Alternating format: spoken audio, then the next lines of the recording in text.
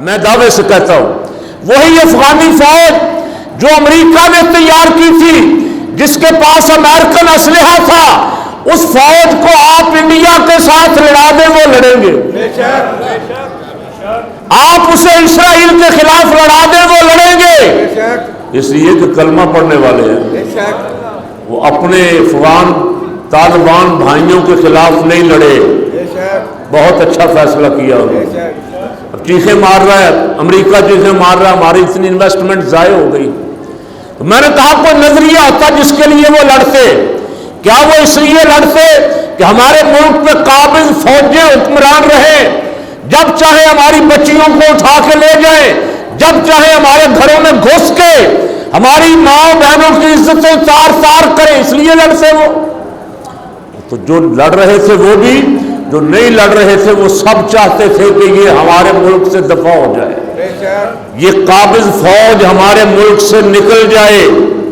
آپ کے یہاں کوئی 10 آ کے بیٹھ جائے نا، میرے اور آپ کے سر کے اوپر بیٹھ جائے، کوئی امریکی کوئی بھارتی، تو ہم خوش ہوں گے؟ برداشت کریں گے؟ کوئی سوال ہی پیدا نہیں ہوتا۔ وہ کیسے کرتے؟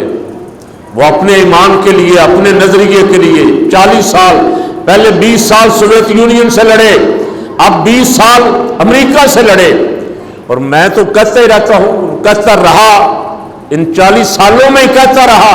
جب میں نے جمعہ پڑھانا شروع کیا تو سوویت یونین وہاں آیا تھا، تازہ 79 میں سوویت یونین افغانستان میں آیا تھا، اور وہاں 20-21 سال وہ رہا، پھر امریکہ آ گیا۔ آخر ہے کیا بھائی؟ وہاں کون سے سونے کے ذخائر ہیں جس کے لیے یہ آتے ہیں؟ وہ بھی سن لیں فلسفہ۔ آتے کیوں ہیں؟ آتے اس لیے ہیں کہ یہ افغانی جذبہ جہاد سے لیس ہے، یہ موت سے ڈرتے نہیں ہیں، یہ لڑنا مرنا جانتے ہیں۔ اگر یہ قوت بن گئے، ان کی حکومت مستحکم ہو گئی، تو یہ صرف افغانستان تک نہیں رہیں گے، یہ کشمیر میں بھی جائیں گے جذبہ جہاد اگر ہمارے اندر بھی ہوتا، کاش کشمیر فتح ہو چکا ہوتا۔ جذبہ جہاد اگر سارے مسلمانوں کے اندر موجود ہوتا تو آج فلسطین پہ یہودیوں کی حکومت نہ ہوتی۔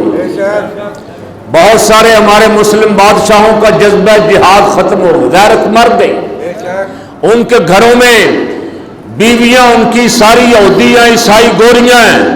یہ جتنے بادشاہ عربوں میں بیٹھے ہوئے لڑیں گے کس سے؟ وہ کیسے لڑیں گے؟ ان کی غیرت ختم کر دی گئی، ایسے ہی جیسے کوفیوں کی غیرت، یزیدیوں کی غیرت ختم ہو گئی۔